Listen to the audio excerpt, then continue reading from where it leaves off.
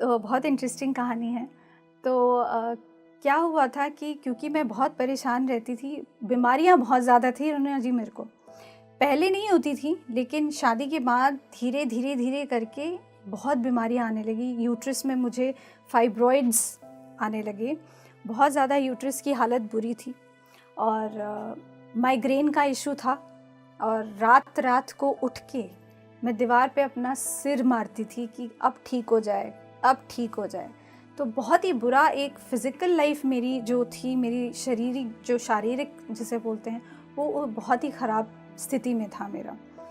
तो अब धीरे धीरे क्या हुआ कि चीज़ों को थोड़ा समझने लगी। मैंने सोचा अब यहाँ से अपने आप को हटाऊंगी नहीं तो मुश्किल हो जाएगा। तो मैंने आर्ट ऑफ लिविंग का सहारा लिया। पहली चीज़ ये हुई। अब आर्ट ऑफ लिविंग में जाती तो थी मैं, और वहाँ पे उन्होंने पहली बारी मुझे ध्यान करना भी सिखाया, लेकिन उस ध्यान के साथ मैं जुड़ नहीं पाई।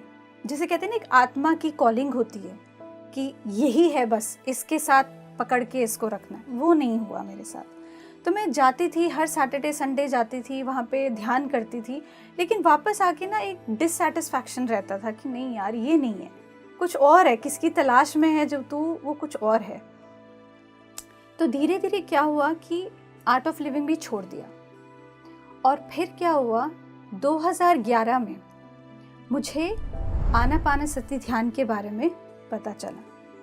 तो मेरे एक दोस्त ने उन्होंने मुझे बताया कि बहुत आपने मेडिसिन्स खा ली, दवाइयाँ आपने बहुत खाई हैं। मैं स्टेरॉइड्स खाती थी, यहाँ तक कि नींद की गोली जब तक मैं ना खा लूँ रात को, तब तक नींद नहीं आती थी, और उसके बाद भी मैं जगी रहती थी। तो आप सोच सकते हैं, एक नींद की गोली, उससे बढ़ के 2 नींद की गोली, फिर 3 हो गई। तो ये हालत बुरी हो गई थी मेरी कि मेरा बिल्कुल ही एक जो शरीर था वो खोखला और ख़त्म हो गया था।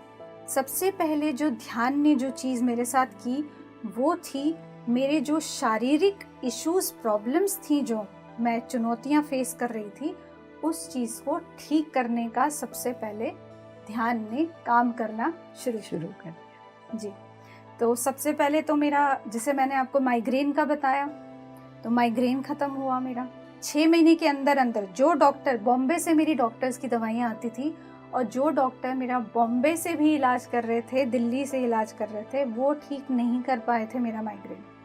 लेकिन ध्यान ने 6 महीने के भीतर भीतर मेरा वो माइग्रेन का जो इशू था वो कम्प्लीटली ख़त्म हो गया।